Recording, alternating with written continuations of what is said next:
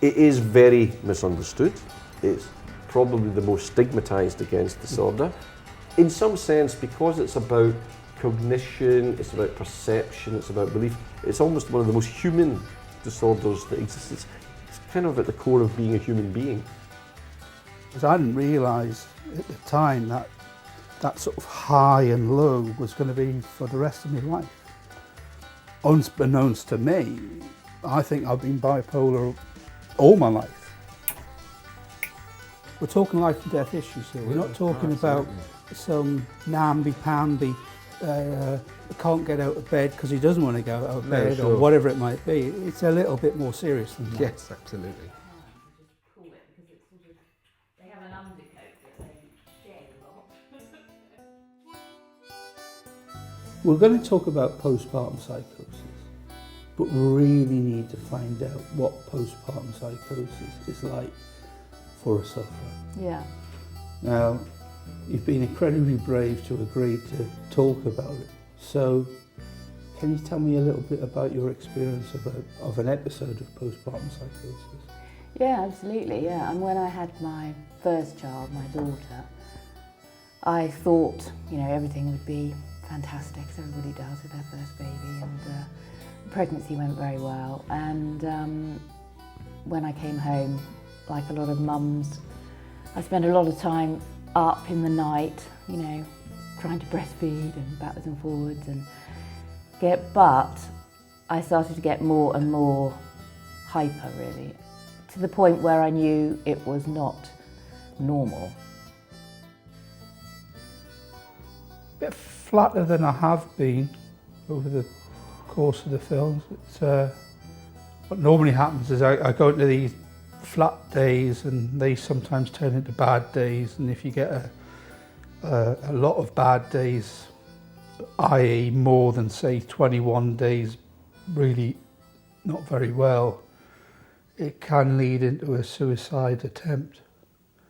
So I'm not at that stage, but I am very conscious of the fact that I'm very vulnerable at the moment. It either will sort itself out or it will end in a clinical depression, which means I have to be very, very careful about what I take on, what I do, what my stresses of my life are. If we can get out of this flatness of mood and get a bit of motivation to walk the dog, that'll probably help me mood level, and hopefully that'll come into place. So I need that sort of like motivation, get the gig sorted out right, get the gig planned right in my head, and have 12 weeks worth of walking pebbles, so that means I can move my body in time and to the music and that sort of stuff. I haven't got a clue what postpartum psychosis is. So what is postpartum psychosis? Well, there's a spectrum of illness, that mood disorder that comes on after childbirth, from the very common, what's sometimes called baby blues, which can affect perhaps 50% of women or more, and that's just a few days of transient mood lability often. Then there's postpartum depression that affects probably around 1 in 10 women, something like that. But what we're talking about with postpartum psychosis is the very severe end of the spectrum. Women who become incredibly ill following childbirth, usually within a few days or a week or two of having a baby. And they get probably illnesses that are some of the most severe illnesses that we see in psychiatry. That's nice, Ian. He's a big lad, but the camera loves him. These women often have mood symptoms, so they can have very high mood or very low depressed mood, but often actually with postpartum psychosis the mood is very variable. It can vary from day to day, from minute to hour, but also common are psychotic symptoms, as the name would suggest, like delusions, believing things that aren't true, or hallucinations, seeing things that aren't there. Yeah, that's good. Are we smiling or serious? Just give us a range of emotions from, yeah, yeah.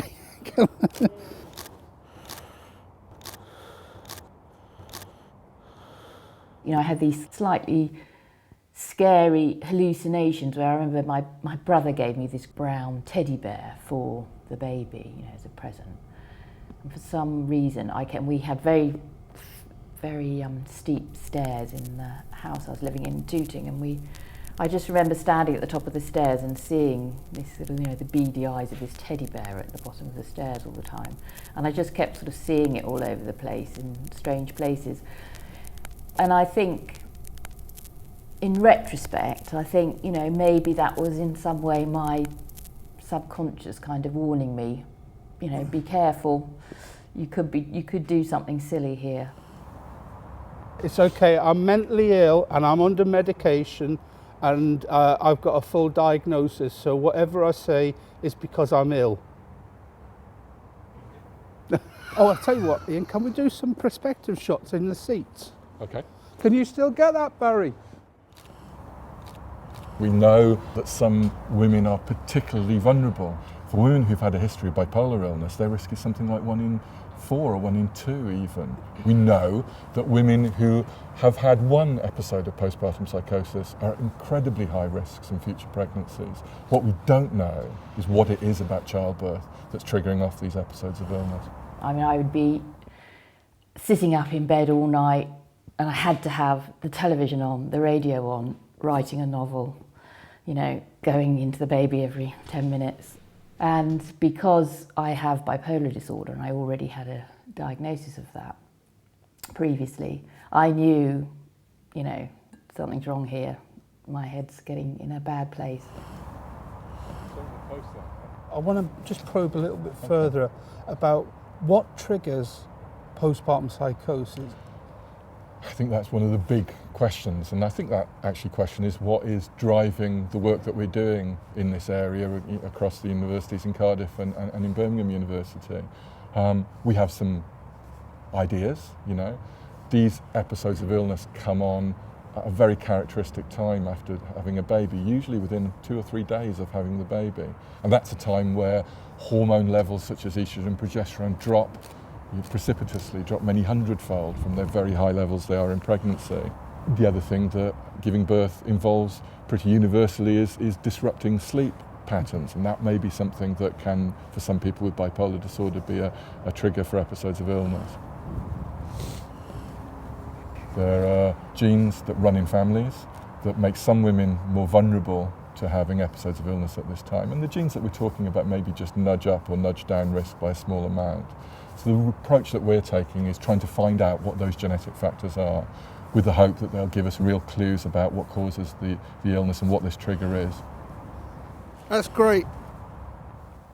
I eventually went into hospital after 10 days, I think, and I think I was in for about 5 or 6 weeks. You can imagine it's difficult enough if you've had a baby and everybody's asking, you know, say asking your husband, you know, oh, how is she? You know, what's the baby weigh and all that. And you've had to stay in hospital because of high blood pressure or something.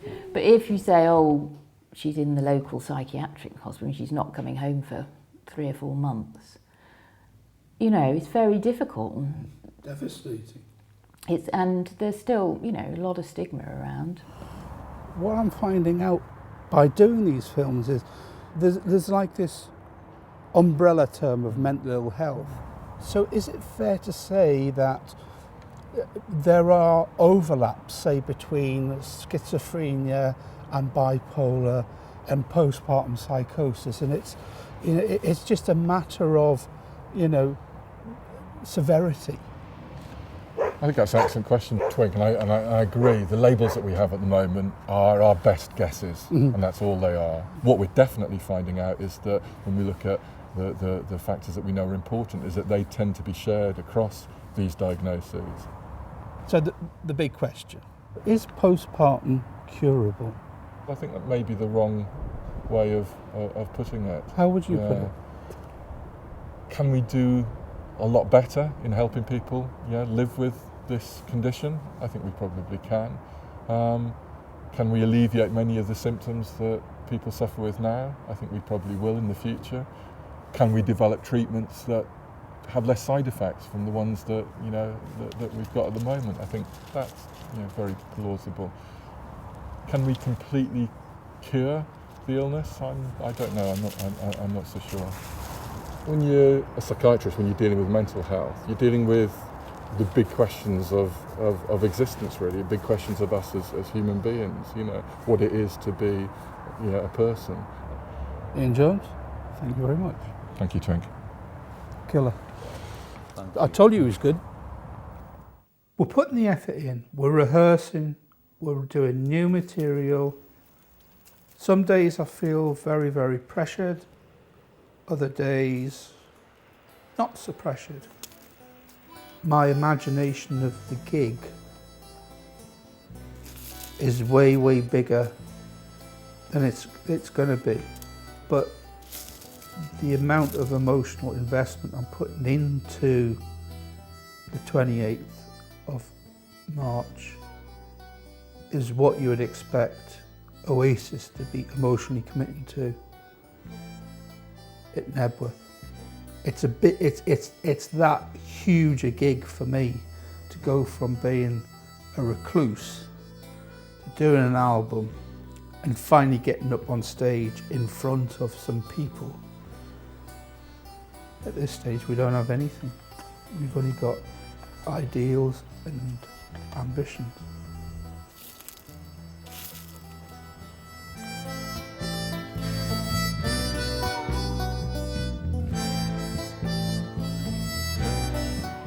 You know, whatever you feel about diagnosis, these individuals are asking for help, and we have to apply evidence-based knowledge to help individuals and recognise as a society that being judgmental is really not very helpful for these children or their families.